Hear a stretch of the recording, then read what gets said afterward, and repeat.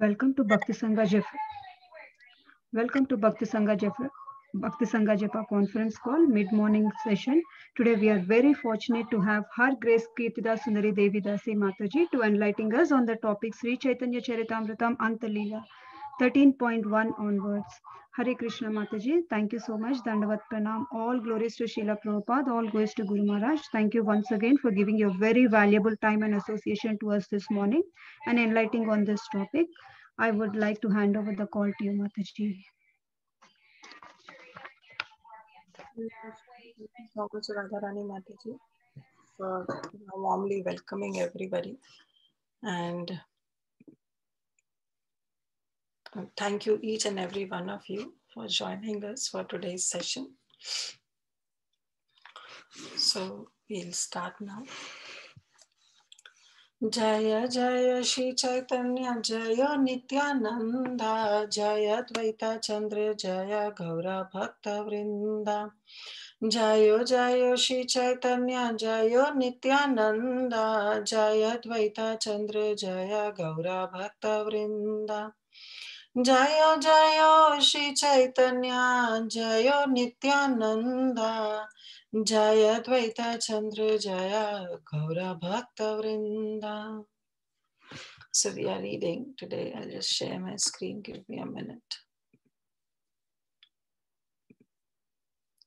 Okay, so we are reading today from chapter number 13, CC Antyalila, chapter 13, and the chapter entitled is Pastimes of Jagananda Pandit, Pastimes with Jagananda Pandit and Raghunath Bhatta. So we'll start today the chapter, the text one. Krishna Vicheda Jatarya Shine Chapi Manastanu Dadhate Pullatam Bhaver Yasya Tam Gauramashraya.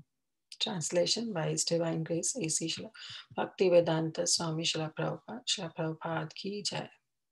Let me take shelter at the lotus feet of Lord Gaurachandra. His mind became exhausted and his body very thin from the pain of separation from Krishna. But when he felt ecstatic love for the Lord, he again became fully developed. Om Jnanatimirandhasya Jnananjana Shalakaya Chakshurun Militam Yena Tasmai Shri Guruve Namaha. Namam Vishnu Padaya Krishna Prasthaya Bhutale Srimate Bhakti Vedanta Swami Niti Namini Namaste Saraswati Deve Gauravani Pracharini Nirvishesha Shunyavadi Paschata Deshatarine Jai Shri Krishna Chaitanya Prabhu Nityananda Shri Advaita Gadadhar Shivas Adi Gaura Bhakta Vrinda Hare Krishna, Krishna Krishna, Hare Hare, Hare Rama, Rama Rama, Hare Hare. Mukam karoti vachalum pangum langayate girim yat kripahatam ham vande Shri Guru Dinadharine. Guruve Gaura Chandraya Radhikaya Tadale Krishnaya Krishna Bhaktaya Tad Bhaktaya Namo Namaha.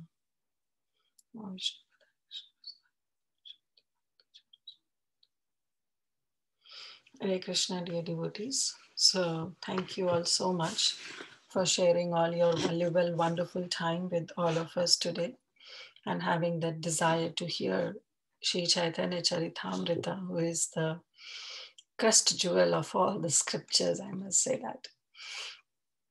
So thank you all so much for your association. So I really don't feel qualified to speak, especially on these Antalila pastimes. But just taking it as a service to Gurudev, accepted this service. But at the same time, I really request each and every one of you to please shower your heartfelt prayers, blessings, and wishes so that I can speak something relevant related to this subject matter. Vancha kalpatarubhascha kripa sindhu bhayevacha patitanam pavanebhyo vaishnavebhyo namo namah. Anant Koti Vaishnav Vrindi Ki Jai. Text 1. Krishna Vichede Jatharya Shine Chapi Manastanu. So Krishna Vicheda. So here we all know in the start of the chapter, Krishnadas Kaviraj Goswami normally summarizes the whole chapter in the very first verse that he writes. And in the very first verse of the chapter, he basically, what he summarizes is the key point, what he wants to tell. So following the same norm, though this chapter will be, will follow the discussions, the pastimes with Jagannatha Pandit. But right now, what's the mood of Mahaprabhu when he is in Gambhira? So he is in his later part of the pastimes before winding up everything and going back to the spiritual world. Now Chaitanya Mahaprabhu is in the epitome of his Krishna Prem. And here in Gambhira, now he's relishing. So he did all the preaching for 18 years. He preached. He went to South India. He went to so many places. Even he went to Vrindavan. But now he wants to just stay in Puri and, do his own, because he really wants to relish what he has preached. So what Krishnadas Kaviraj Goswami, what he is saying, Krishna Vicheda Jatharya. Krishna Vicheda means feeling that separation from the Supreme Lord Krishna. Jata Artya. Artya means a kind of a pain, a kind of a suffering that is there in the body. So the separation from Krishna, it produced some kind of pain. Shine chapi manastanu, and his body has become very thin, very, very exhausted. Because of feeling separation from Krishna, his body has become so much thin and so much exhausted. Cha api means although. Manastanu, his mind, though his mind is also, little bit exhausted, but what actually happens is dadhate, fullatam, but immediately his mind, body is exhausted, right? But immediately his mind becomes so much enthused, so much joyful, so much in bliss by experiencing tasyatam gauram ahashraya. Fullatam bhave, as soon as these emotions from feeling separation from Krishna, as soon as they come to his heart, his mind immediately becomes so much blissful and so much enthusiasm is there in his mind that along with that mind, even his body becomes, so much bliss, so much in bliss. He feels some kind of ecstatic love for Krishna. And as soon as he feels, though this body is, very, very thin, very, very exhausted, but as soon as he feels that some kind of emotions, he will jump all around, though his body has become exhausted. So that's the situation of Mahaprabhu. Very, very difficult to explain, very, very difficult to comprehend, especially for a person like me who is still not on the stage of Raganuga, still trying, not even on the Vaidhi Bhakti, I should say. Simply trying to follow the footsteps given by Gurudev, simply trying to follow his instructions. So definitely these emotions, especially of Mahaprabhu, is very, very difficult to understand and very, very difficult to comprehend. So just let's go through the flow, what Kaviraj Goswami wants to say, and just hear it and just relish it in our own sadhana. Translation: let me take shelter of the lotus feet of Lord Gaurachandra. His mind became exhausted and his body very thin from the pain of separation from Krishna. But when he felt ecstatic love for Krishna, he again became fully developed. So that's his position. Jaya Jaya Shri Chaitanya Jayo Nityananda Jaya Dvaita Chandra Jaya Gaura Bhakta Vrinda. The celebrated verse quoted by Kaviraj Goswami in every chapter as the second verse. All glories to Shri Chaitanya Mahaprabhu, all glories to Nityananda Prabhu, all glories to Advaita Acharya, and all glories to all the devotees of the Lord. Jaya Gaura Bhakta Vrinda. Text 3. He namate Mahaprabhu Jagaranda Sange, Nanamate Ashwadeha Prema Ratarange. And in this way, Shri Chaitanya Mahaprabhu would taste various transcendental relationships of pure love in the company of Jagadananda Pandit. So Krishnadas Kaviraj Goswami also, not describing further the mood, the feelings that is being experienced by Mahaprabhu. Now he's taking another great personality, Jagadananda Pandit, and he wants to dedicate this whole chapter, at least half of the chapter, to him by describing his pastimes. In the previous chapter also, he has touched upon beautiful pastime of Jagadananda Pandit. But in this chapter, now he's simply jumping on, because this is the pattern that Krishnadas Kaviraj Goswami is following. That every chapter he's taking a great personality and he's writing, his glorification and how his interaction with Mahaprabhu. Like we saw for Shivanand Sen, then Ramananda Rai, and then Sarup Damodar Goswami, and now he's telling about Jagadananda Pandit.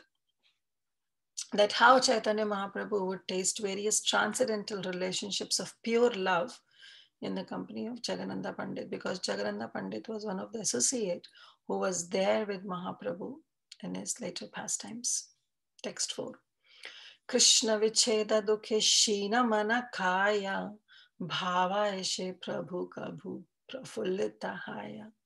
The unhappiness of separation that is there from Krishna exhausted the Lord's mind and reduced the structure of his body. He became so thin, so exhausted. Mind was simply exhausted. Bhaveshasha Prabhu Kabhu Prafullitahaya. But as soon as he felt some kind of emotions of ecstatic love, again, his body became healthy and is full of joy, full of bliss. Kalara saralate chayana atishina kaya sharalate hada lage vyathahaya gaya. So now Krishnadas Kaviraj Goswami, because he wants to narrate a beautiful pastime that we'll be seeing today. So he's saying that now why he brought up this point that Mahaprabhu's body was so thin that actually the flesh was so reduced and the bones were coming out. You could see the bones. So how that thin, his body has become.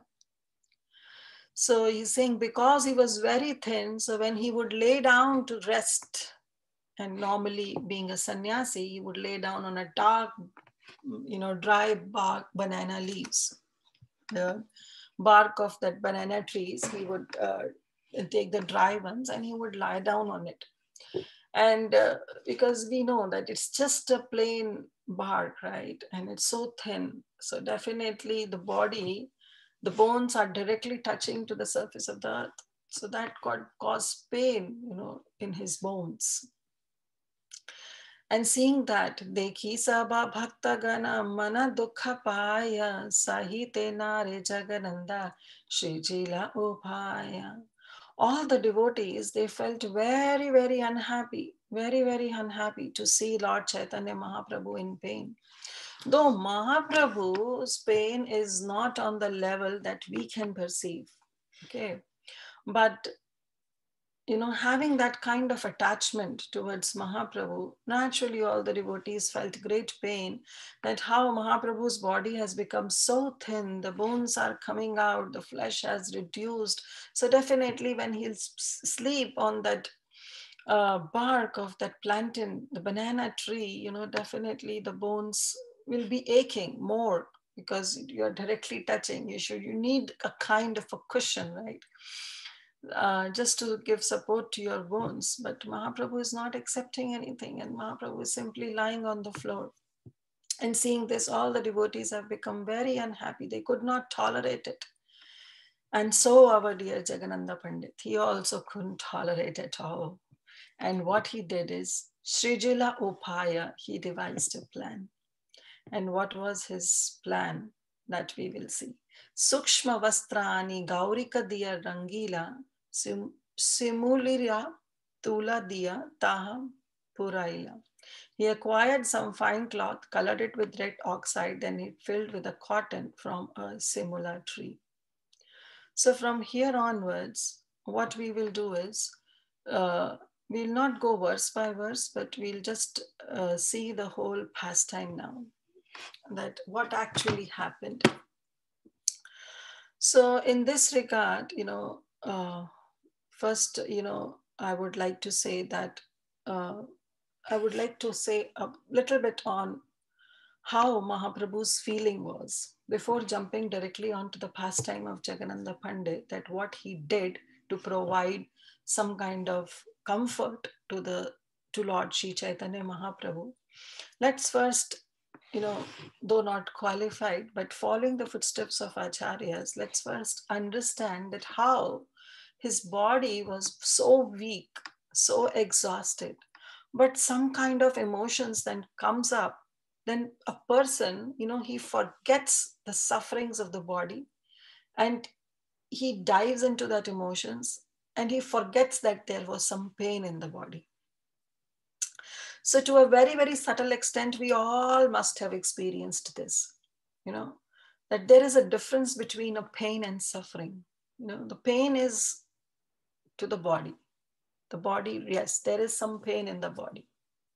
But when we do service for Krishna, suppose if we are in the temple and there is a festival going on, maybe a Janmashtami festival or a Gaur Purnima festival, and you have been given a particular task, and the whole day you are doing that, maybe serving prasadam or washing utensils or some kitchen work is the area you have been given, that you have to see all this. Now, working whole day from morning till evening, especially during the Janmashtami festival, it's so busy festival, right? Because it starts not only a day on that particular day, but maybe a day or 2 days before. So the body is totally exhausted, and especially on Janmashtami day, when the whole day you have to fast. So on fasting, we are fasting, and at the same time, our body has become so exhausted. It's like if it has been given some work of some chores at home, definitely we would have just kept it aside and would have passed on for some other day to do it, and we would have simply relaxed. But because it's a Janmashtami day and we are already exhausted, and still we are fasting, and on the whole day also we are working like anything, we are serving, we are doing our service that has been assigned to us, right, the whole day. But how much bliss we feel. Do we ever feel that, oh, my body is so exhausted, I should take rest now? No. At that time, there is only and only mood of service, that let me serve to my full extent. This is the big day. Janmashtami doesn't come every day, it's only once in a year. So let me serve to my full capacity. And we extend, we go a step further and don't realize that, our body is aching, but we just go forward and just want to serve. And it doesn't stop there, okay? The whole night is Janmashtami day. We do midnight arati. And then also it doesn't stop. Why? Because next day is the appearance day of our dear Srila Prabhupada. It's Nandotsav. And then right from the morning Mangala Arati, again, we have so many services and we have to go to the temple, we have to, if we are so much involved, you can experience this. And then again, next day, and then the whole lot of cleaning, and then Prabhupada appearance day and the feast this there. And then so many disciples come and devotees come and they share their realizations of Prabhupada. So many things goes on and on and on. It doesn't stop. But our ecstasy also doesn't stop. Why? Because we feel that ecstasy in our heart of celebrating these wonderful festivals like Janmashtami and appearance day of our dear Srila Prabhupada. But the moment the festival gets over and we come back home, next 2-3 days are just like as if nobody should disturb us and we should be on our bed. So that's how the mood is. This is just in a very, very a fraction of, you can say a decimal, we can feel that kind of emotions in our heart, but it's definitely nothing as compared to, it's just a mustard seed, even less than a mustard seed, uh, of the emotions that we can feel by engaging ourselves in some Krishna conscious services, as compared to what separation that Mahaprabhu is feeling. And his body is getting that ecstasy, and though he has become so feeble and weak, but still he could dance up and down when he feel that emotions, that bhava that comes in his mind. So in this regard, I was also thinking one of the beautiful pastime of one of our acharyas, like Jagannath Das Babaji Maharaj, whose disappearance day we just celebrated a few days back.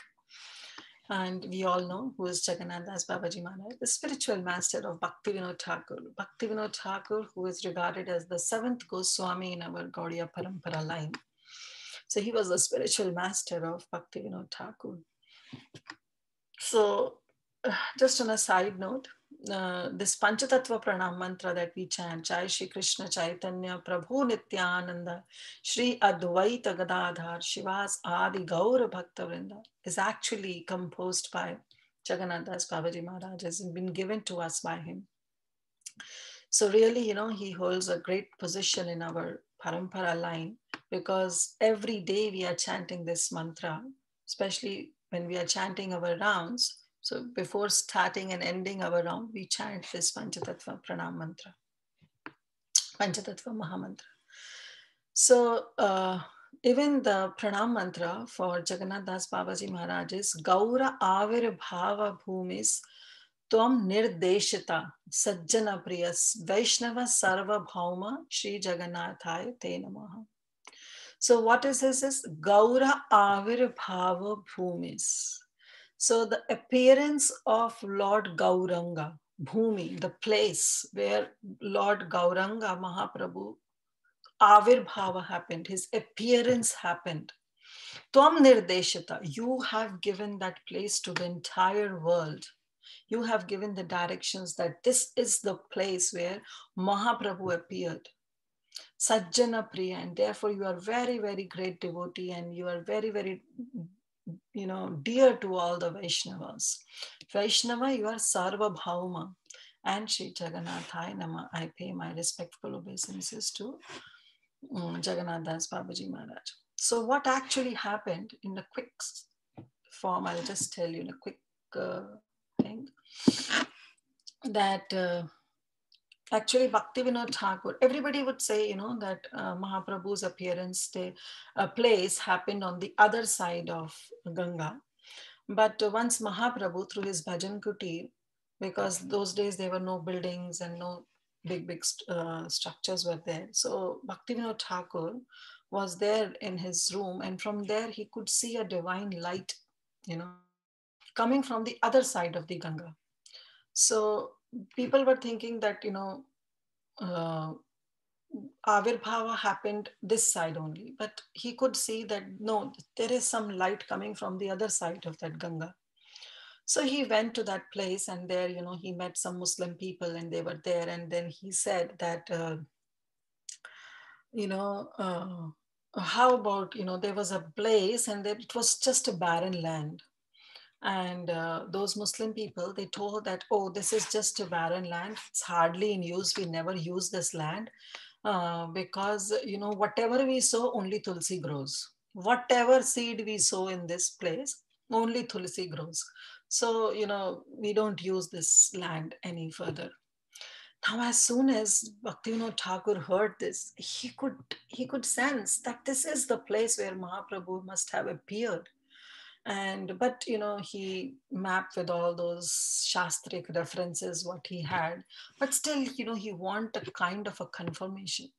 So he went to his, he thought that I should go and ask Jagannath Das Babaji Maharaj regarding this. Now, Jagannath Das Babaji Maharaj is a Shiksha Guru.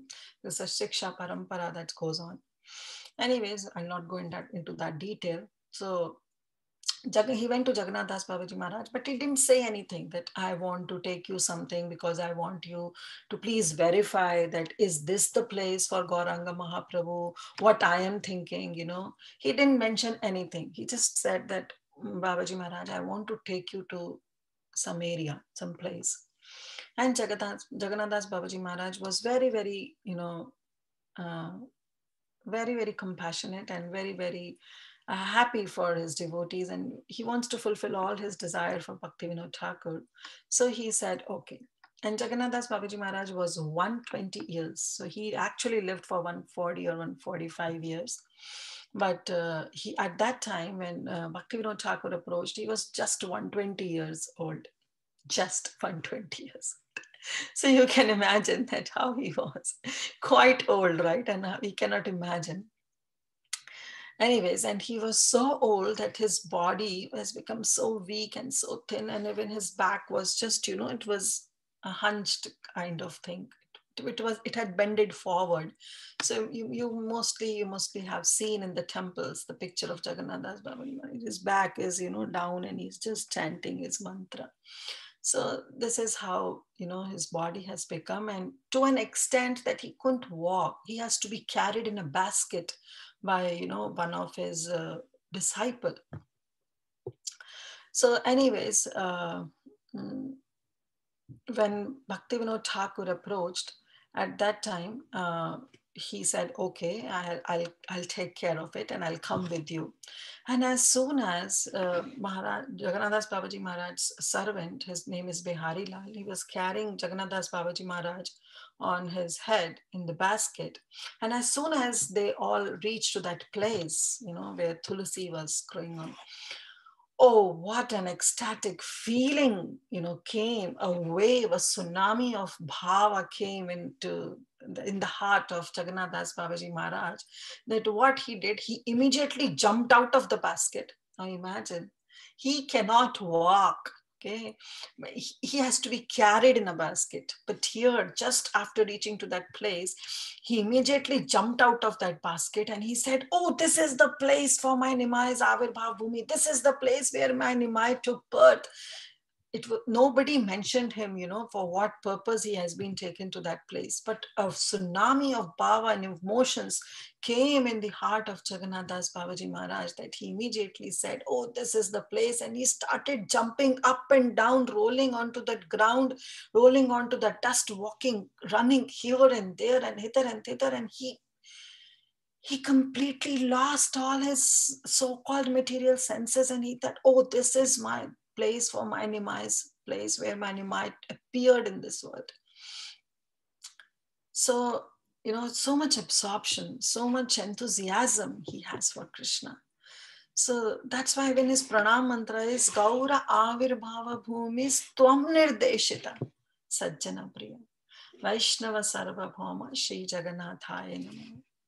So here we see that how much feeling, he could feel. So we can little bit, compare that this is how the motions, when it comes to Mahaprabhu's body has become so thin, so exhausted. But as soon as these bhava, these emotions comes, he'll jump up and down and he'll be like a madman.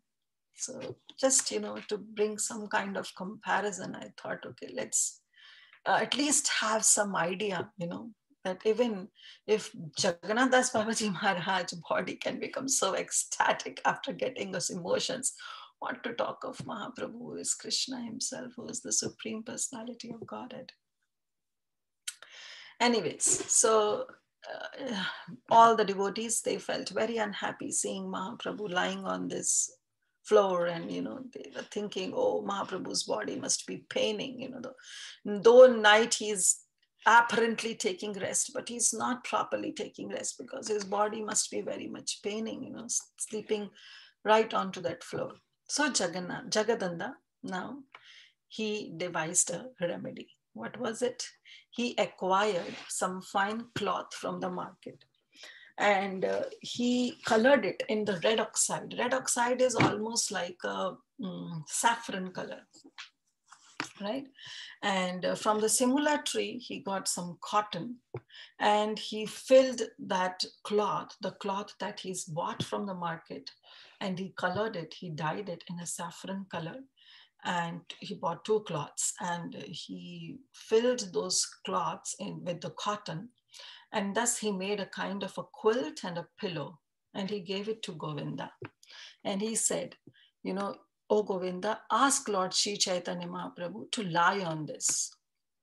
But in his heart, he knew that, you know, Mahaprabhu might reject Govinda's proposal, you know, Govinda might offer and then Mahaprabhu said, "Oh, no, I don't want it." So, because last time also it happened when he brought so much of oil, sandalwood oil, and Mahaprabhu rejected the proposal of Govinda. So this time he want to make sure that the Lord accepts this quilt and pillow. So what he did, he also requested Sarup Damodar Goswami that you also personally go and persuade the Lord to accept this pillow and quilt in case, you know, Mahaprabhu rejects Govinda's proposal. So when yesterday Mother Preeti Vilasani was covering, you know, this part that how Jagadananda Pandit, he brought oil and, you know, Mahaprabhu, he simply reject, and Jagadananda Pandit, you know, he felt so unhappy. He locked himself in the door in, you know, in one room for 3 days. So who is actually Jagadananda Pandit? He is in Krishna Leela, he's a Satyabhama, right? So he is in the Dwarka mood. Just remember this, he's in his Dwarka mood. He is in a wife of Krishna, Satyabhama, right? So Satyabhama incarnated as Jagadananda Pandit. So he was Satyabhama and his mood was primarily that of a Madhurya Ras, right? Madhurya Ras in union, not in separation. Okay, Madhurya Ras in union, because Satyabhama is the queen of Dwarka, right? So Aishwarya Bhav is there. So he was always in the mood of, you know, providing some best comforts to Chaitanya Mahaprabhu. Whereas Chaitanya Mahaprabhu, following strict norms of a sannyasi, he would always reject his proposals. And Jagadananda Pandit would repeatedly provoke some kind of loving arguments with the Lord. And there always seem to be some kind of misunderstanding between both of them. And, you know, there will be some kind of fight, not actually as a fight, but, you know, Jagadananda Pandit will become upset with Mahaprabhu. Anyways, when he told Sarup Damodar Goswami that you please go and persuade the Supreme Lord, persuade Lord Chaitanya Mahaprabhu to accept this quilt and pillow that I have made for him.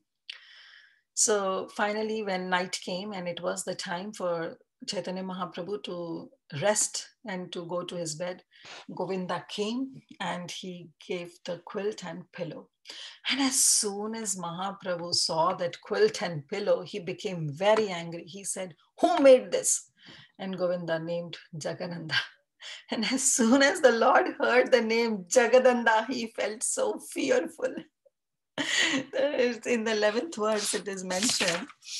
I'll just read. Govindara puchena iha karila kone jana. Means who has brought this quilt and pillow. And Jagadandara nama shuni sankocha haila mana. As soon as Mahaprabhu heard, there was some kind of hesitation in his heart. And he became fearful. Now, fear personified is fearful of Lord Chaitanya Mahaprabhu.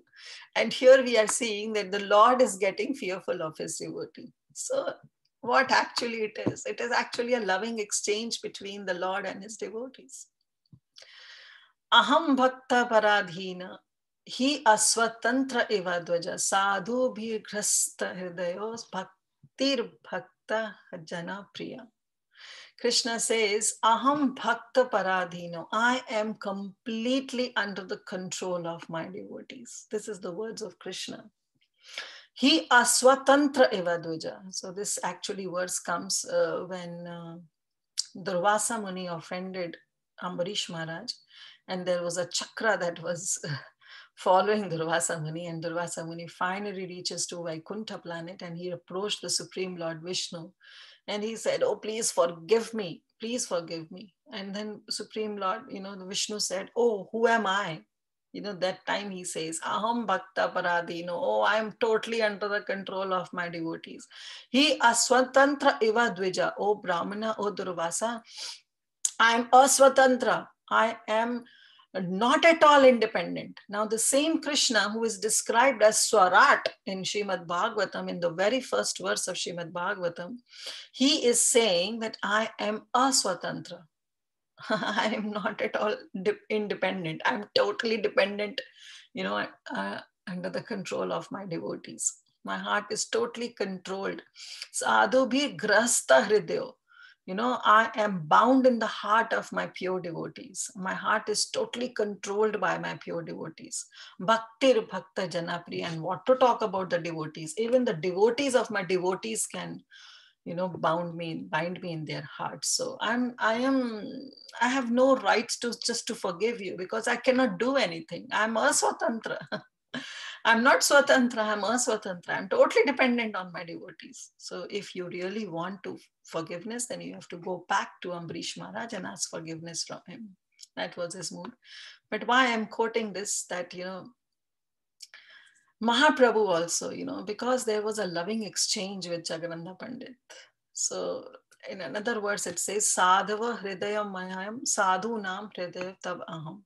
That a devotee is always in the core of my heart, and I am always in the core of my devotee's heart. So that's the position of Krishna.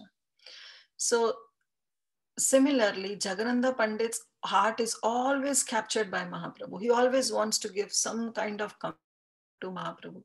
But at the same time, Mahaprabhu also has some kind of attachment towards Jagannatha Pandit, because he's his devotee. So Lord becoming fearful is not because of some external apparent fear, but it is just a loving exchange.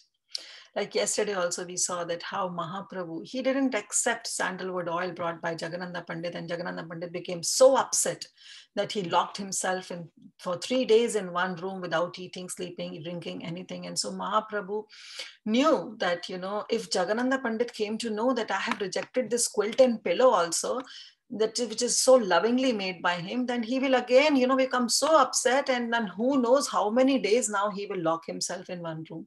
And again, I have to go and try to pacify him.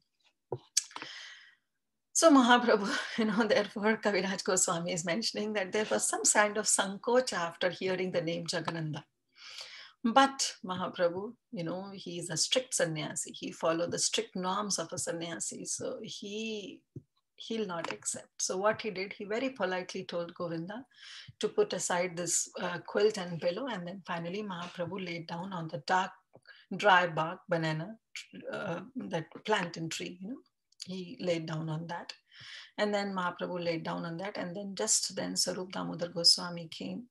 And he said, oh Lord, I cannot contradict your supreme will, but if you will not accept the bedding that is being given by Jagannatha Pandit, then you know that again he'll become upset. So why not you just accept it? And then Mahaprabhu said, why only quilt and pillow? Why don't you buy a big bedstead for me? Buy a nice bed also for me, so that I can lie on it and have a nice sleep. Now, this is just a sarcastic way he's saying. In the means that he wants to say that Jagannatha Pandit always wants my material opulences, my material happiness. But however, I, as a sannyasi, I have accepted this renounced order of life. So I must lie on the floor, using a bedstead, using this quilt, using this pillow. Oh, this is, if I use this, I'll be called as a pseudo sannyasi, a false sannyasi, a sannyasi who is enjoying all these material opulences. So it will be a very shameful on me. So therefore, I'm not going to accept it. So you can tell Jagannatha Pandit that I'm not going to accept this quilt and pillow. Let me live my life the way I am. And finally, Sarup Damodar Goswami, he returned and he related all the incidents to Jagannatha Pandit, who after hearing, very definitely, he became upset. But then Sarup Damodar, he devised another plan to give some kind of comfort, because it was not Jagannatha's heart who was aching in pain, but it was the heart of all the devotees. They all were feeling upset that how Mahaprabhu is sleeping on the floor, how his bones are not getting any rest, rather they are paining much more after taking rest.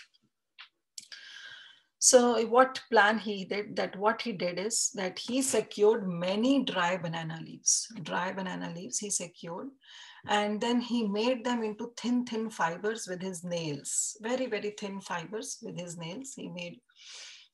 He stacked basically all those banana leaves, and he made those thin fibers. He did it with his nails.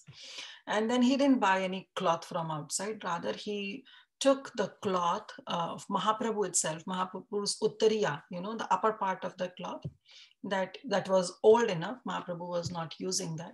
So he took two of those uttariyas, the upper cloths, and he filled those dry banana leaves, the fibers that he has made, he filled them with those fibers in those cloth, and he made a kind of a bedding in a pillow. But then he approached Lord Chaitanya Mahaprabhu to accept it. But Mahaprabhu again rejected, and he said, "Oh no, this is also I'm not going to accept." And everybody said, "Oh, now this is not some kind of a comfort. It is just a banana leaves only. It's not a cotton, and this cloth is also yours."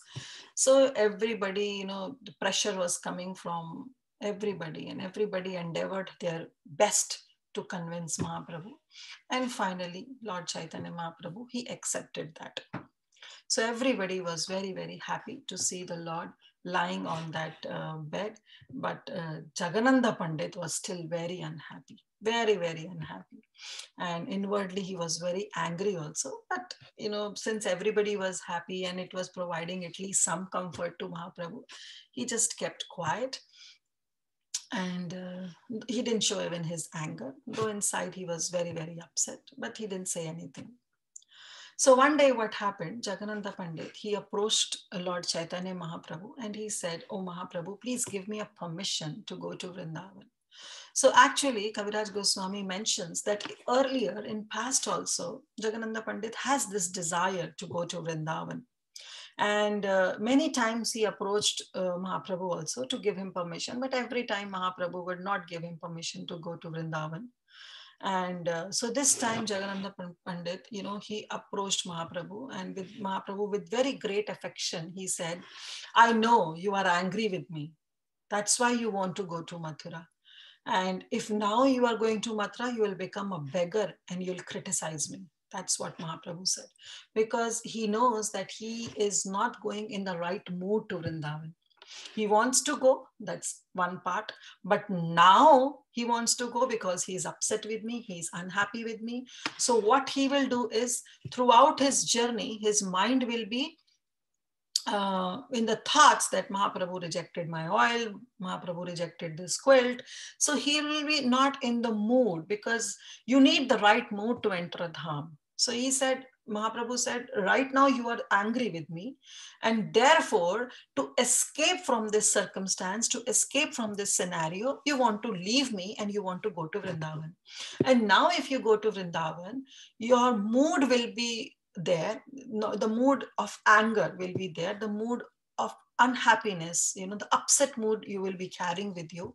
And with that, you cannot go to dham. Even if you reach there, you'll simply become beggar and you'll criticize about me to all the other devotees who are there, because you'll just tell, "Oh, this is what Mahaprabhu is. I bought so much, I did so much, but Mahaprabhu rejected everything."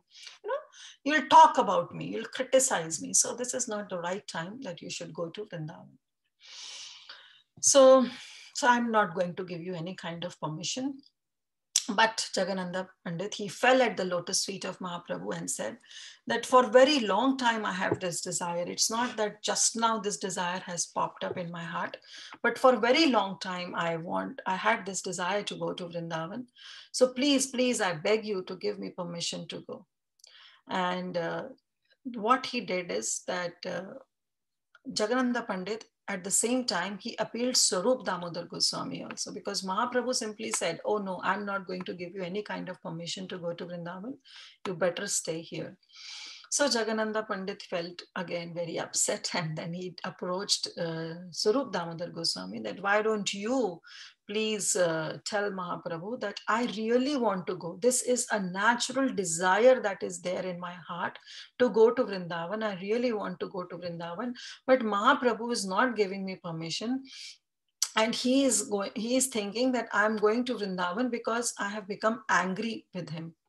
So but that's not the case. I really want to go to Vrindavan. So why don't you please request Mahaprabhu from my side to give me permission to enter into Vrindavan.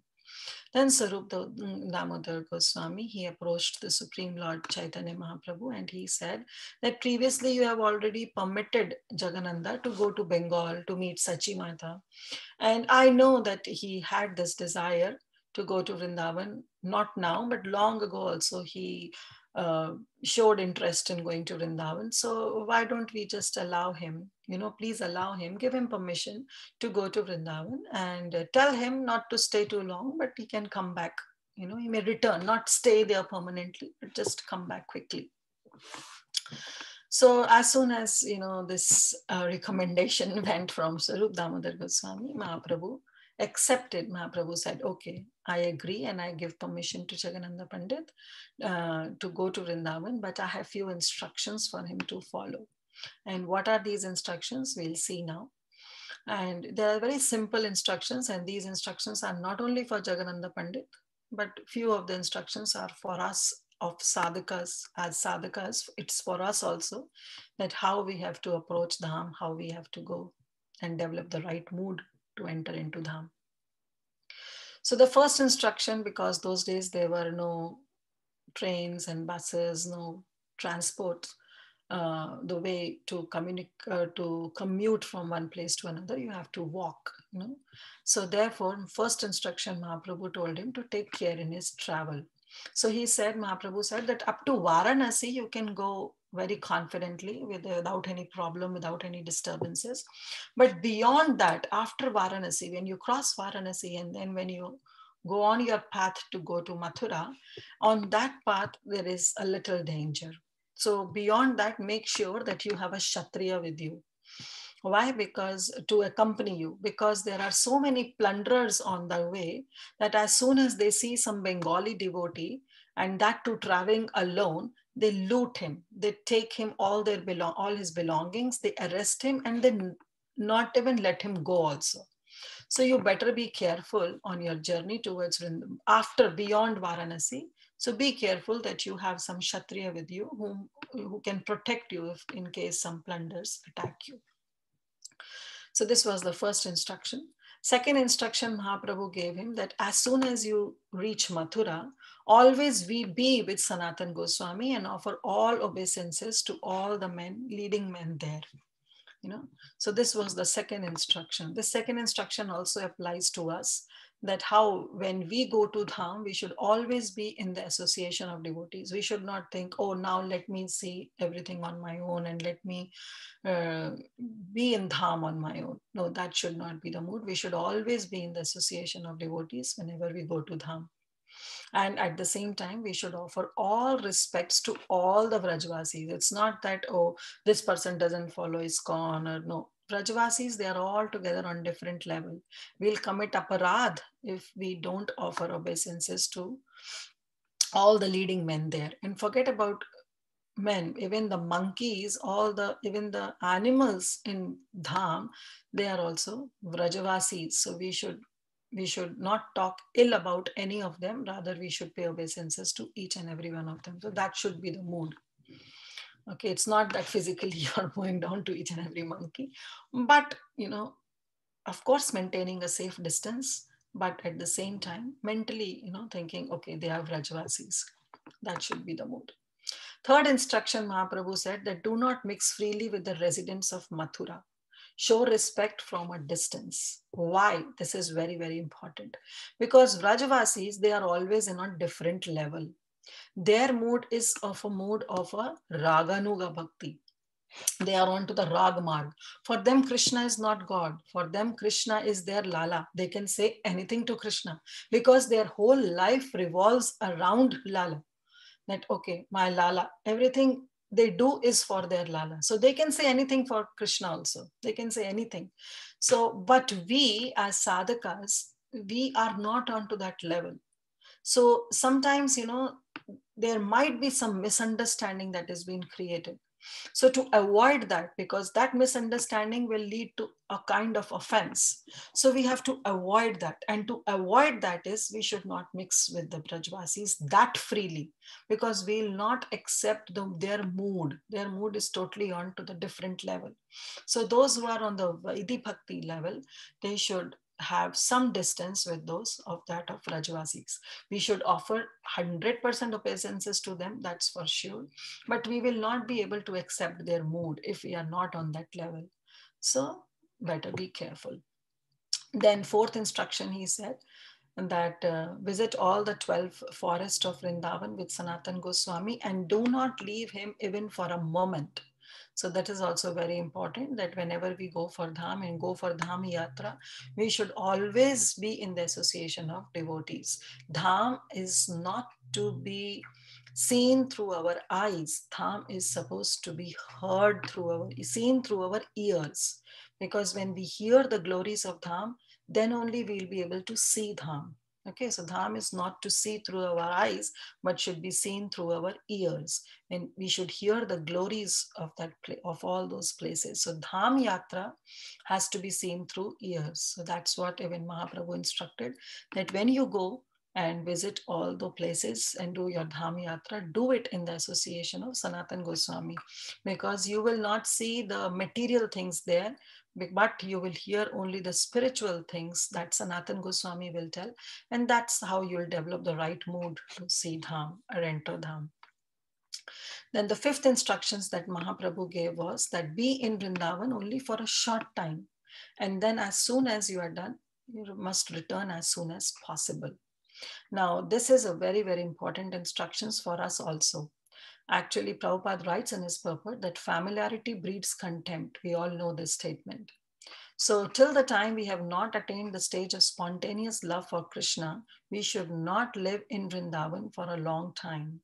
It is better to make some frequent short visits, but otherwise we will fail to maintain some proper respect for the Brajvasis.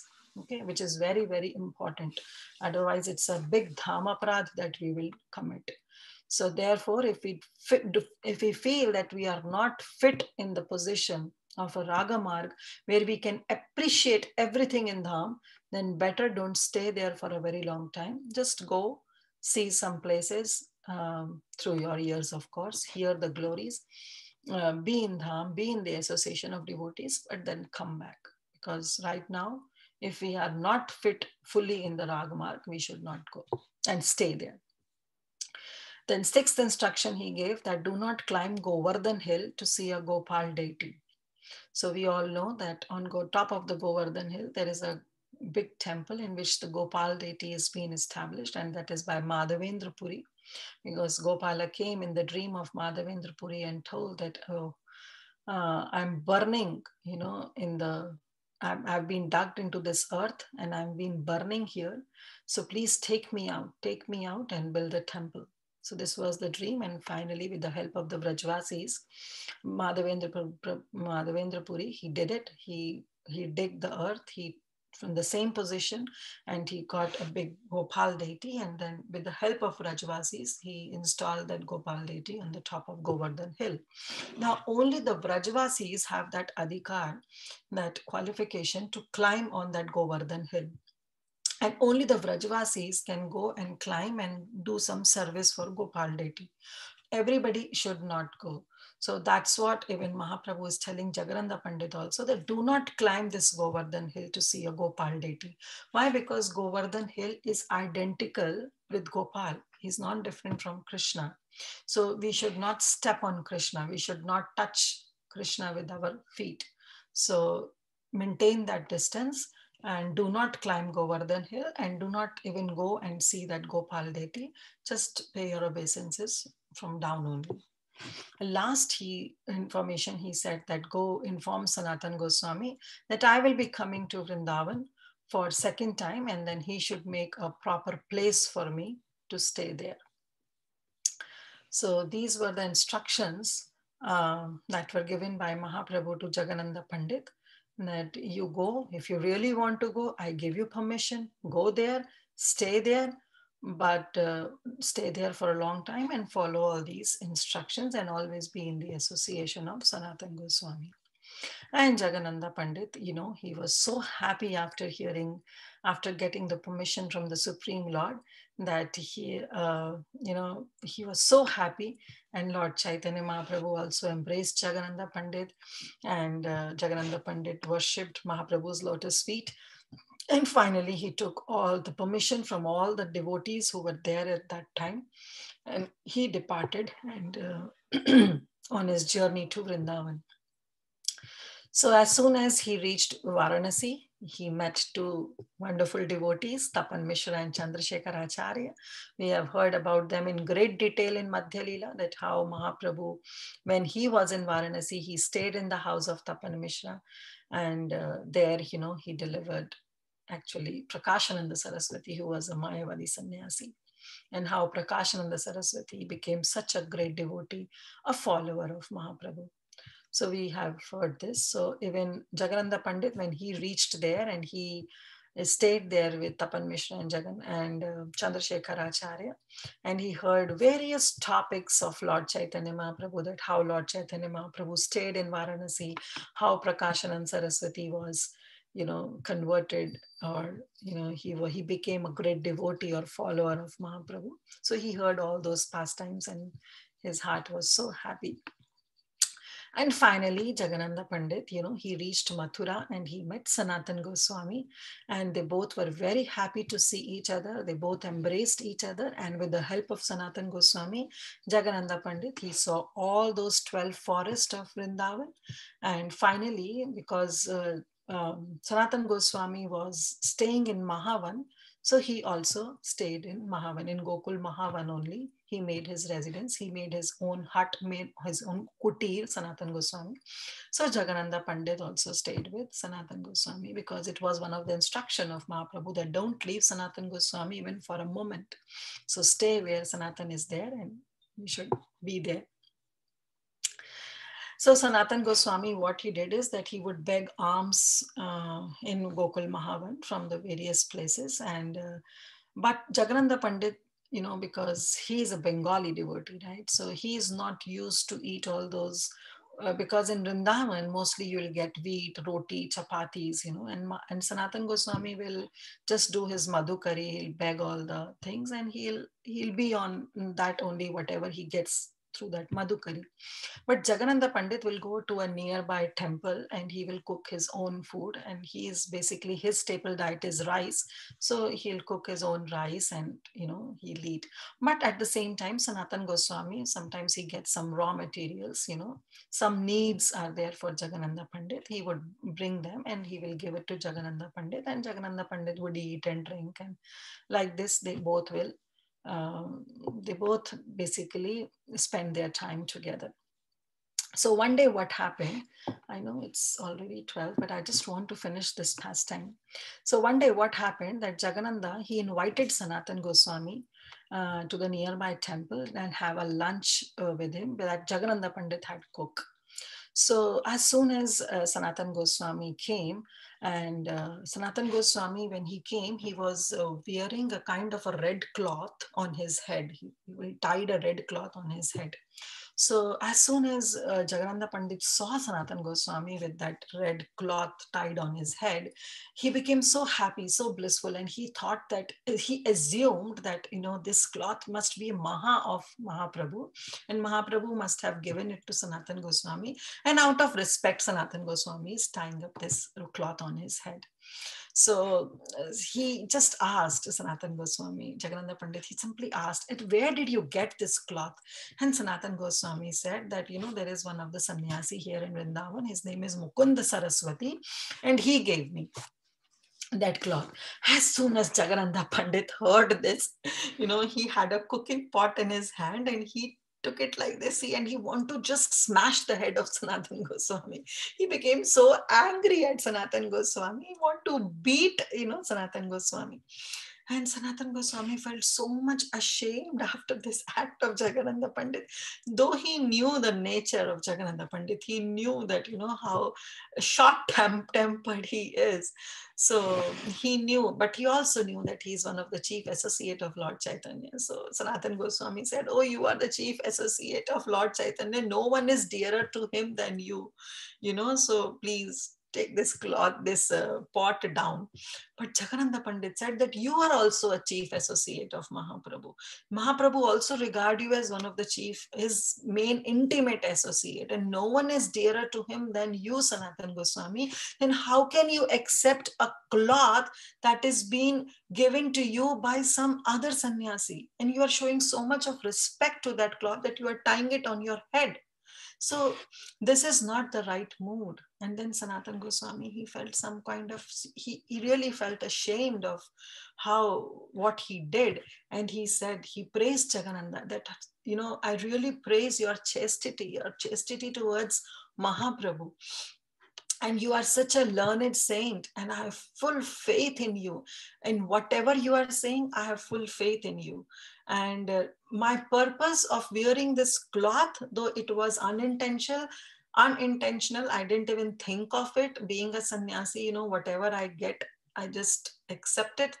But now, after my purpose of wearing this cloth has become fulfilled, because of that, I could see that unflinching faith you have in Mahaprabhu. I could see that. I could see your chastity towards Mahaprabhu. So this uncommon love I would have not seen if I would have not worn this cloth. So today my wearing of this cloth has become successful, and I'm so much grateful to you, Jagannatha Pandit. And from here onwards, I promise that I'll give this cloth to somebody else. And finally, they both embraced each other and they sat down for prasadam. And while taking prasadam, they were discussing about Chaitanya Katha, and they were weeping and crying and, and honoring prasadam at the same time. So that was their mood. Why? Because they were discussing about Mahaprabhu. So they embraced each other, and after finishing the prasadam also, they embraced each other. And finally, Sanatana Goswami was also very, very happy seeing that mood that came out from Jagannatha Pandit. And Jagannatha Pandit, this way, he passed 2 months in Vrindavan. And then, he couldn't tolerate the separation from Sri Chaitanya Mahaprabhu. Though he had that longing desire to go to Vrindavan. So, but just in 2 months, he could feel that separation. And he said, oh, I cannot stay here in Vrindavan anymore. I need to go back to Bengal, to Jagannath Puri, to Mahaprabhu. So Jagannatha Pandit told Sanatana Goswami that I need your permission to leave and go back to Puri, but I want to give you the final instruction that Mahaprabhu gave it to me, that Mahaprabhu said that he is soon going to come to Vrindavan. So please make some kind of arrangement for him to stay here in Vrindavan. And then Sanatana Goswami was so happy to hear that Mahaprabhu is going to come here to Vrindavan. So he said, okay, definitely I'm going to make proper arrangements, but just he want to give farewell to Jagannatha, that, he gave his permission that yes, you can go now. But along with that, he gave 4 gifts also. And what are those 4 gifts? He gave a dust or sand from Rasasthali, where the Rasa dance is there. Krishna performs Rasa dance with his gopis. He gave that sand from Rasasthali. He gave Govardhan Shila. He gave a Gunjamala. And he also gave some dry ripened pilu fruits.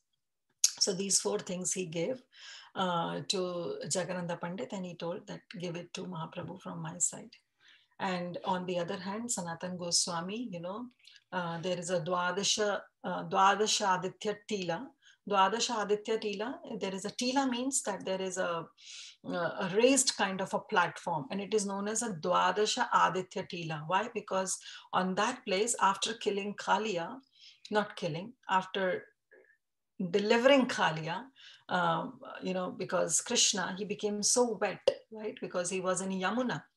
And he became so wet. And at that time, it is said that 12 sun the 12th sun came, and they were giving their warmth and heat to Krishna, so that Krishna body can feel a little warm and dried up. So that's why it is to Dwadasha Aditya. Dwadasha means 12, and Aditya means the sun, S-U-N, sun. So, so there, you know, at Dwadasha Aditya Tila, Sanatana Goswami, he made a small hut, and he made one hut, and he kept that area very clean, and he specifically saved that for Mahaprabhu, that when Mahaprabhu will come, he'll stay there. On the other hand, Jagannatha Pandit, with taking all those 4 gifts given by Sanatana Goswami, he finally reached Puri, and he offered his prayers to Chaitanya Mahaprabhu. As soon as he saw him, they both embraced, and all the devotees also felt so happy, so blissful seeing Jagannatha Pandit back in Puri. And then, you know, after offering his obeisances, Jagannatha Pandit gave all these gifts that he has been given by Sanatana Goswami.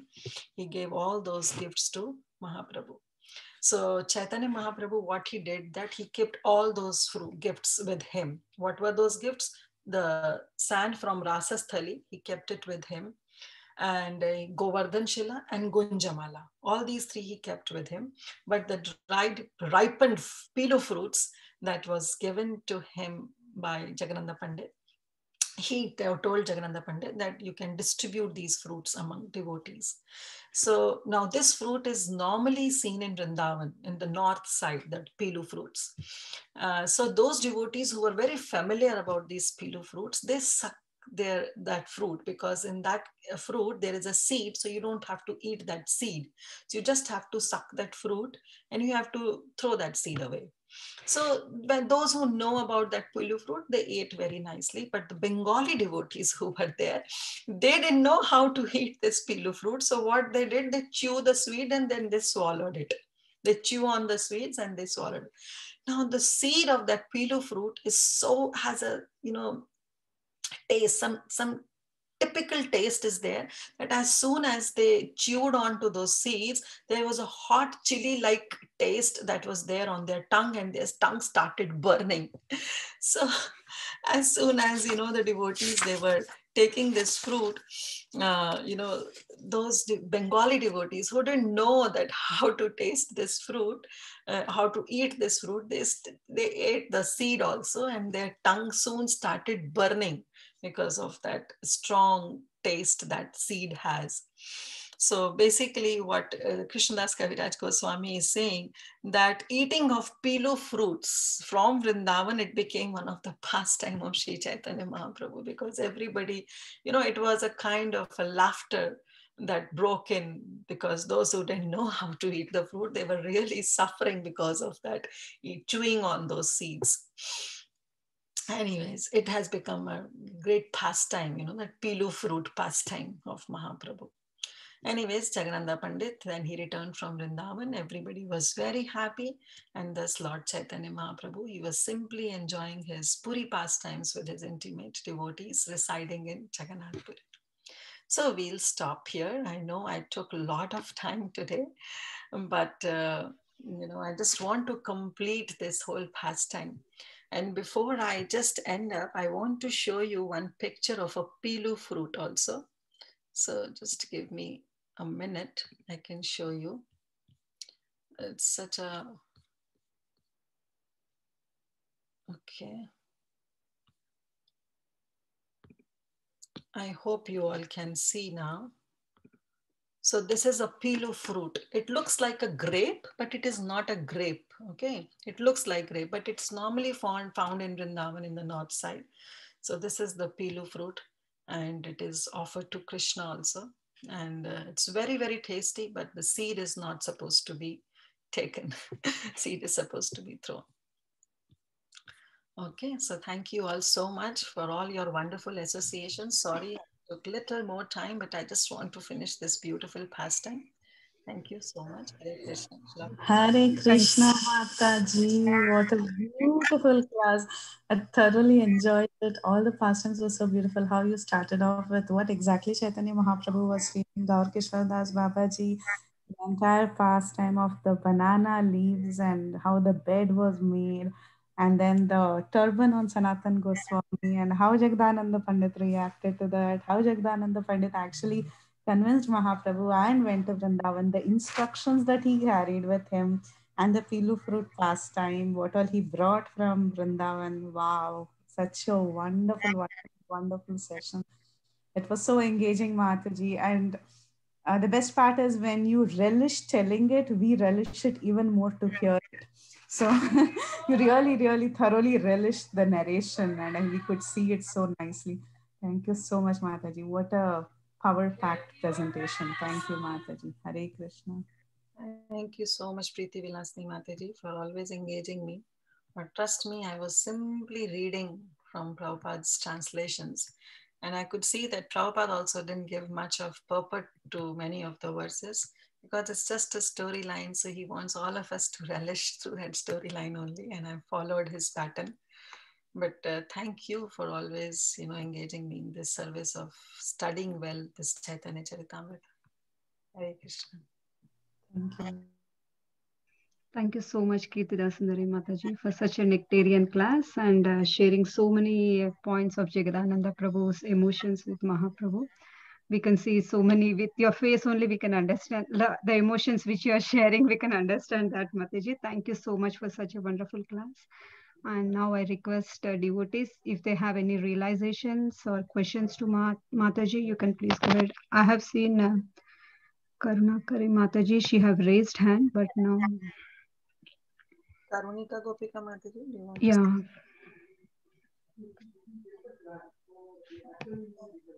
Yeah, I think so. She left. So any other devotees, if you have any other questions or realizations to Mataji, you can please go ahead. Hare Krishna Mataji. Okay. Dharmat Pranam. Sorry Mataji, I'm again outside today. But such beautiful you narrated whole pastimes. I said like this class is going to be like you keep on smiling and you're giving the class as if you're seeing everything in front of you. And it just gives such a beautiful realization. So Mataji, I did not understand one part was like Chaitanya Mahaprabhu did not accept the mat, the carpet or mat given by Jagannatha Pandit. So then I don't know, I was just thinking, then when we offer some things to Krishna, then does he really accept it? Or I was confused on that part now. Like, how should we offer it? And if Krishna thinks that, oh, you are not even a devotee, will he really accept what we are giving him? That's why when we offer anything to Krishna, we offer it via our Gurudev. We ourselves don't have any adhikar, any qualification. So when we offer, we ring the bell, we first chant 3 times our Guru Pranam Mantra, then Prabhupada Pranam Mantra, and then we chant for Gurudev and Mahaprabhu. Sorry, Krishna and Mahaprabhu. So whatever we offer via Gurudev. Not only offer, but whatever services also we do it on behalf of our spiritual master. We ourselves, we don't have any eligibility to perform any service. And therefore, even Mahaprabhu's words are, Gopi, Bharatur, Padakamalayur, Das, Anudas. Directly serving Radha and Krishna, no, we'll not get, because we have to ultimately serve the servants of the servants of the servants of the Manjaris and the Gopis. So that should be the mode. Thank you so much, Mataji. It really makes sense. Like how it is everything designed for us. With all the question and answers also given. Thank you, Mataji. Thank you so much. Wonderful class, Mataji. Hare Krishna. Thank you so much, Sita Priti Mataji. Now I request Kaumudiki Mataji. Mataji, you can please share your realizations with the Mataji.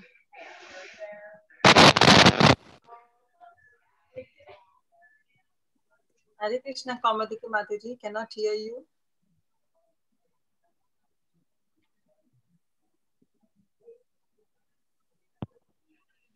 Can you hear?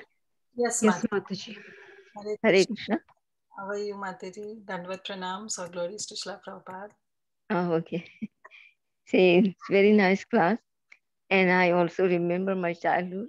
When I was little, I used to use those pilu fruits. We had in the backyard, we had the tree.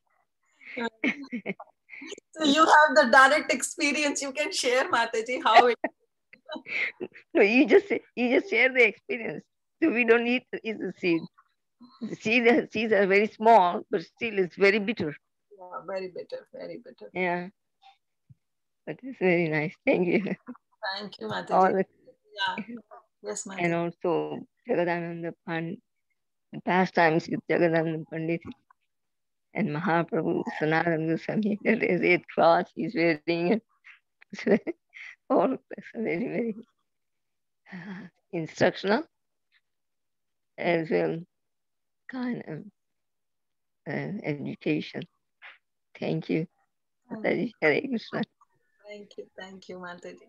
Thank you so much. I was just thinking that, how much, like suppose if you want to describe somebody mango fruit, we can write essays on it. We can write a lot of words in describing mango fruit, that how it is little sweet, little sour, this color, little greenish, little yellowish, little reddish. But we cannot give the experience of having that mango fruit. But the moment that mango fruit, if we give it to somebody and that person taste it, so moment the person tastes it, wow, he gets the real experience. That experience which one cannot get after reading so many words or glorification of that mango fruit. But the moment we taste it, we get that. So similarly is Krishna consciousness also. No matter how much we can say that it is blissful or chanting is blissful, doing serving is so blissful, we feel so happy, we don't feel any physical pain and we are always in bliss.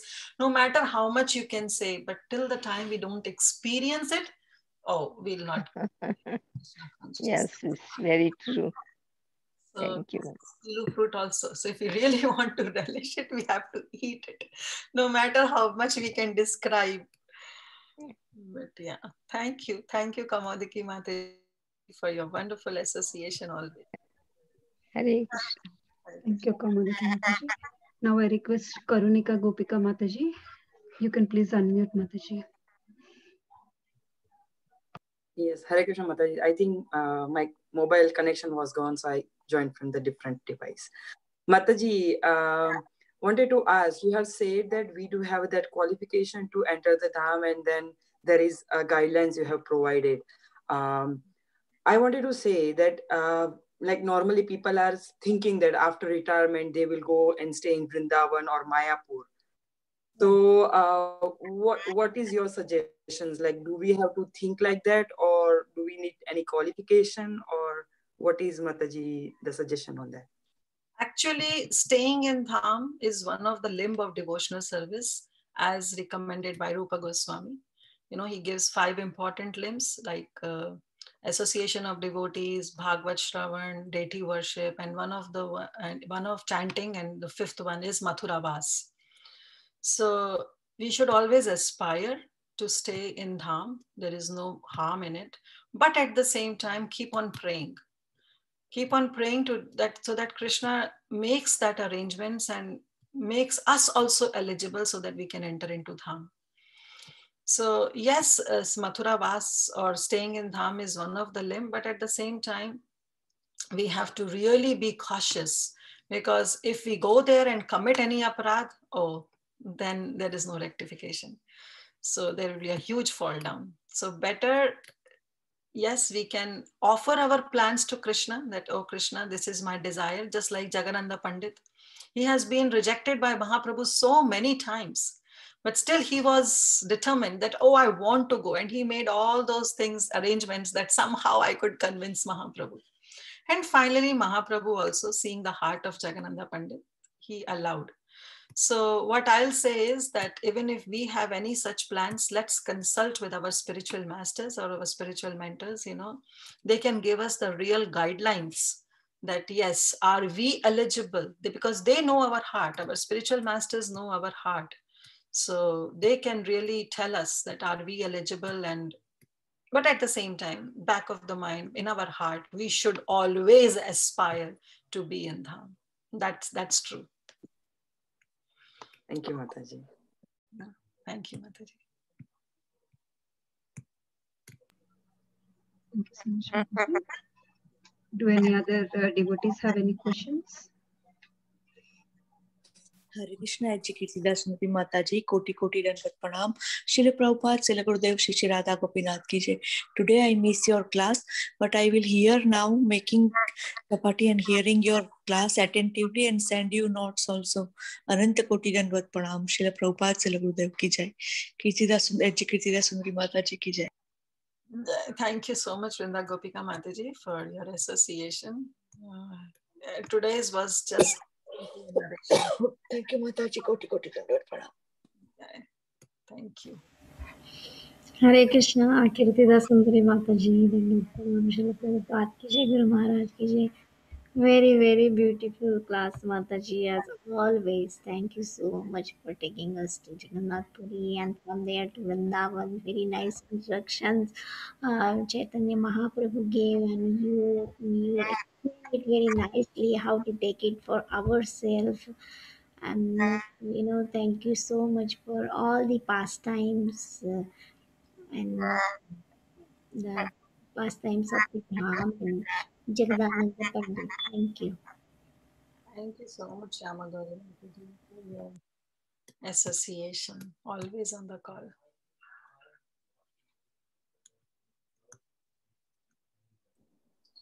Hare Krishna Mataji. Thank you so much, Mataji, for wonderful class.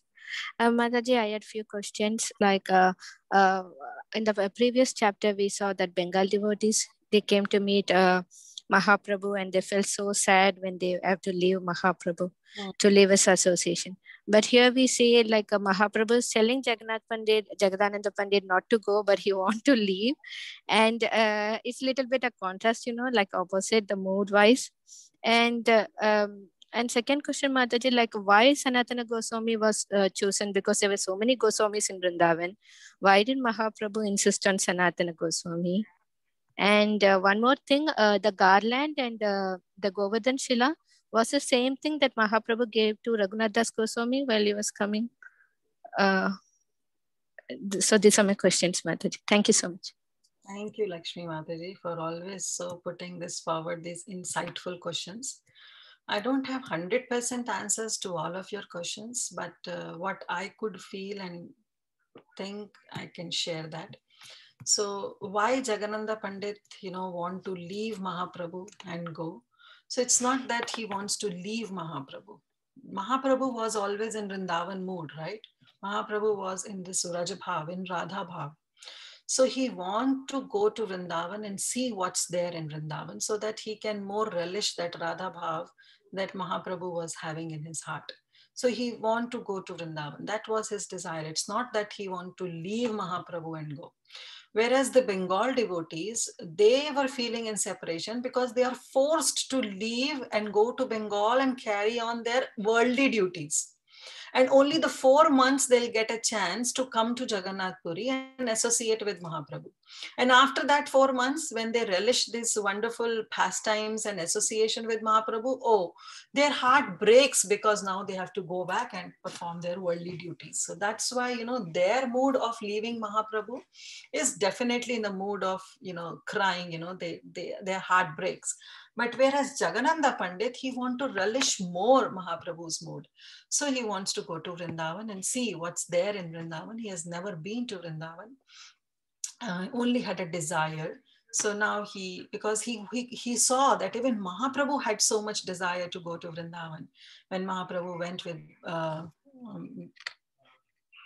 Baladev Bhattacharya, he accompanied him. And so that's the actual mood. Hope it helps, Mataji. And your second question regarding why Sanatan Goswami, because Mahaprabhu had so much faith on Sanatan Goswami, because Sanatan Goswami was a Goswami who was strict to his bylaws, as Sanatan Goswami also wrote big book on Hari Bhakti Vilas. So he knew that Sanatan Goswami will truly guide Jagadananda Pandit to relish the mood of Rajvasis. Because see, who is Jagadananda Pandit? He is in Aishwarya Bhav, he is Satyabhama, he is in Dwarka Bhav. So to grasp the mood of Rajvasis is really difficult because one is Aishwarya and another is totally Madhurya. Though in Dwarka also there is Madhurya, but that Madhurya Bhav is Aishwarya Yukt. But here in Vrindavan, Madhurya Bhav is pure level, on a pure platform, without any mixture. It was pure Madhurya Bhav. So therefore he thought that Sanatan Goswami will be the right person to guide him, and he can be in the association of Sanatan Goswami. And next is your third question, that was it the same Shila? No, that was not the same Shila. That Shila that Mahaprabhu gave to Raghunath Das Goswami was given to him by one of the other sannyasis. That Shila Mahaprabhu gave to Raghunath Das Goswami, but the Shila that is given by Sanatan Goswami, Mahaprabhu kept with him. Gunjamala and that Shila. That Mahaprabhu didn't give to anyone, it was with him only. Hope that helps, Mataji. Yes, Mataji, very much. Thank you so much, Mataji. It was a wonderful class. And always, it's a pleasure to listen to your class, Mataji. Thank you. Jai Sachinandana, Hare Krishna. Sachinandana. I'm so happy whenever you say Sachinandana, because in this regard, I also was thinking, when Krishna says, Aham Bhakta Paradhino, right? So I'm Aswatantra and I'm always in the, under the care of my devotees. So this is how when we say Mahaprabhu, if we say just Mahaprabhu, we say Lord Chaitanya, Lord Chaitanya is not that very happy. But the moment we say, Sachinandana Gaura Hari, Vishnu Priya Pranadhana Gaura Hari, Mahaprabhu becomes so happy and immediately comes, you remembered my devotees. Wow, you made me remember my devotees. I'm so much pleased with you. So Lakshmi Mataji, whenever you say Jai Sachinandana, I'm so happy, so blissful. Thank you. It's because of you, Mataji. In one of your class, you were giving the details about the different naam, and you mentioned this, that we have to say the devotee's name first, then Krishna's name. So I learned it from you. Thank you so much, Mataji. Hare Krishna. Thank you, Lakshmi Mataji. Thank you so much, Lakshmi. Yes, Mataji, you can go ahead. Hare Krishna, Mataji, please accept my humble obeisances. It was a wonderful, wonderful class. I really relished it so much. Mataji, I don't know if I should ask this. Are any one of those 4 gifts that Sanatan Goswami gave Mahaprabhu, are they still there for the darshan? Oh, Mataji, I'm not one of the fortunate person to go to Puri. I have never been to Jagannath Puri. That's the desire for me. I really beg each and every one. I had been, but at that time I had very little knowledge about Mahaprabhu, but I want to go again. But just in case if somebody has that knowledge, that if those things are still preserved there, then that would be a great fortune to, have the darshan of those things. So just ask that question, Mataji. Thank you, Parima Mataji. Thank you for your association. But yes, if anybody knows about it, those who have gone to Gambhira and seen that house of Kashi Mishra where Mahaprabhu used to stay, if they have preserved these things, I don't know. Okay, Mataji, thank you so much. Thank you very much for a wonderful class. Hare Krishna. Mataji, thank you. Hare Krishna.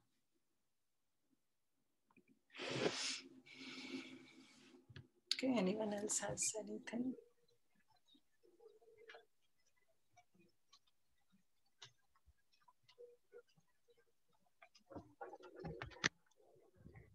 If nobody have any questions, we can.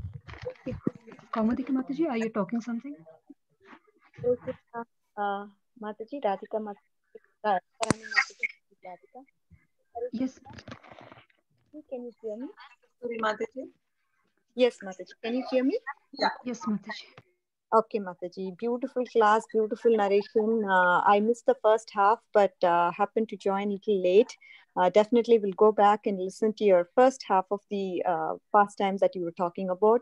But Mataji, I just had, I was absolutely, one point that struck me very much was that obviously the faith, when Sanatan Goswami was wearing the turban, then obviously Jagadadananda Pandit did not like it, but what he learned out of it was a big lesson for all of us. The faith, at any point in time, they always see Krishna everywhere, and that was perfectly depicted through this. It was nothing of our mood of looking at another person, right? I mean, it's quite different from a materialistic point of view. I mean, their view is totally different. So that was something really that caught my attention. And so one thing I had was obviously Sanatan Goswami, he wrote Hari Bhakti Vilas. And I'm just wondering what was the intention of Sanatan Goswami to wear the saffron turban? What was his, I mean, where was he coming from? Oh, no. That Sanatan Goswami was a simple mendicant, right? He was his Madhukari. So whosoever, whatever gives him, you know, he's in a Babaji vesh. So whatever comes to him, he just accepts. So some sannyasi gave him a cloth and he accepted. So he is definitely on the Paramhamsa level, and he had no intention. You know, it was an unintentional thing that he did it and he tied it. So, you know, he is a Babaji. What Sanatan Goswami used to wear, just a fine cloth and a kopan, right? That's what he used to wear. So when he does any kind of madhukari, or if somebody gives him something, he just simply accepts it. So that accepted, and he just happened to wear that day when Jagannatha Pandit invited him. And got it, Mataji. But thank you, Mataji, for always sharing your wonderful insights to it. Your realizations are really good. Thank you, Mataji. Hare Krishna. Hare Krishna. Hare Krishna, Mataji. Just one thing I'm remembering I needed to ask you. Can you distinguish for me between Babaji and the sannyasi? Oh, okay. Very nice, Mataji. Sannyasis, they are normally follow a strict norms, and you know, they are in the saffron robes. And I think so Ram Girdhari Prabhu touched upon this, that there are 4 kinds of sannyasis: Kutichak, Bahudak, Parivajakacharya, and on the Paramhamsa level. So there are 4 kinds of, but they are always in their sannyas robes, and they follow all the protocols of that sannyas ashram. Whereas the Babaji, they are much more renounced, you know. They are totally on their own, you know. They are basically, you can say, they are on that Paramhamsa level. So those Babajis, they don't have a proper, you know, norms of all those sannyasis. They can just roam around, and, you know, they follow their own rules. And they normally wear white, you know, the loin cloth, that kopan, and then just round about that kopan is their white cloth, and they have their kamandalu and, you know, their chanting beads.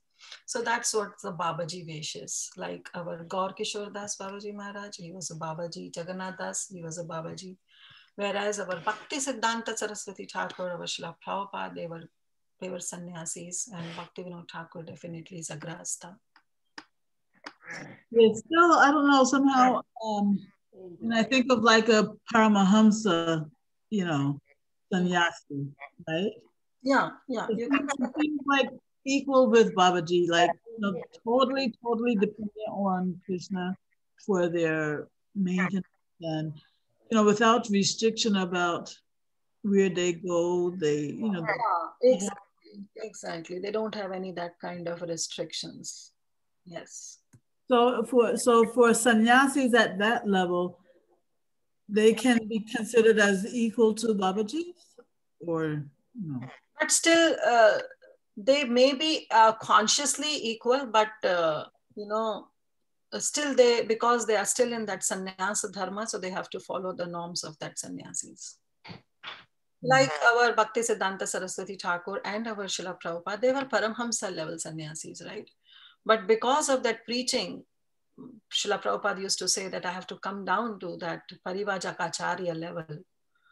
But he is Paramhamsa. In his consciousness, he is Paramhamsa, right? So being in that position, you have to follow the protocols of that ashram.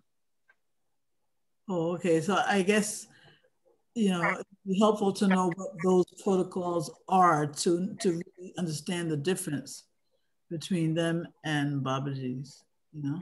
But anyway, like you're saying, I guess the sannyasis, they have some protocols, whether we know what they are or not, whereas the Babajis do not have. Yeah. Okay. I have not answered it fully, or I don't have that particular 100% idea. But what I think is that I share. Thank you, Mataji. Thank you, Garangi Mataji. Okay, anyone else has anything? Any other devotees have any other questions? Okay, Mataji, do you have time? I had one question, Mataji. Yes, please go ahead, Mataji. Mataji, when Jagannananda Pandit, when he was planning to go, his mood was not nice. Then Mahaprabhu was saying like not to go, right? So we also like in different moods will be going to dhams, and how should we take that, Mataji? That's why, Mahaprabhu guided us that, we should really develop the right mood. It's not that sometimes we feel frustration out of this world, not able to carry out our grasta life, and we say that, okay, now let me renounce everything and go to Vrindavan. Oh, that's not the mood. That's not the mood to enter Vrindavan. In Vrindavan, if you have to enter through your whole body, words, and deeds. That's how you have to enter. So not out of some kind of frustration. And whenever we go to Dham, we should first pray to enter into Dham, because physically we might enter, but it's not the physical entrance into Dham is that matters. What matters is our consciousness should enter into Dham. So that is very, very important. So physical entrance, yes, we can have it. But really to enter into Dham means really our consciousness is deep dive into that mood of Dham. For that, we have to pray. We have to really pray. We have to pray to Vaishnavas before we go to Dham, and have that mood, have that right mood. And Mahaprabhu could sense that Jagannatha Pandit wants to go because he's been upset now. But finally, Jagannatha Pandit convinced Mahaprabhu that it's not because that I have been upset for you, but because I have that longing desire. So now I'm requesting you. Hope that helps, Radharani Mataji. Yes, Mataji, thank you. And one more question, Mataji. Like sannyasis, usually they don't store or keep anything, right? So when Sanatana Goswami, he gave some items he kept for himself, right? Chaitanya. The 4 gifts. Gifts, right? So yeah, Mataji, they are not some material gifts. Sannyasis don't accept something material, right? But what he accepted, just see what he accepted. The dust of Rasasthali, oh, we all aspire to have it, because the dust of Vrindavan is so blissful to have, to roll that dust, or even to put that tilak, the tika of that dust on your forehead. And of course, Govardhan is Krishna, and with Gunjamala. Gunjamala is none other than Srimati Radharani, who always accompanies Govardhan Shri.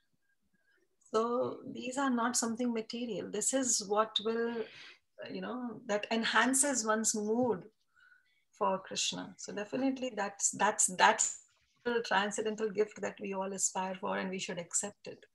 But as for Pilo fruits, yes, he said that, okay, though it is also from Dham, but he said that let all the devotees may have the taste of it. Thank you so much. So if nobody have any other questions, we can end the call here, Mataji. Sure, Mataji. Thank you so much. Thank you so much once again for such a beautiful and enlightening class. And we are so grateful and thankful for you, Mataji.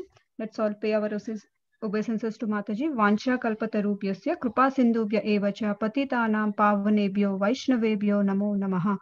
Anantakoti Vaishnavavrinda ki jai. Srila Prabhupada ki jai. Sri Chaitanya Charitamrita ki jai. Har Grace Kirtida Sundari Mataji ki jai. Thank you so much, Mataji. Thank you so much, Mataji. Thank you, Mataji. Thank you so much, Mataji. Hare Krishna. Hare Krishna.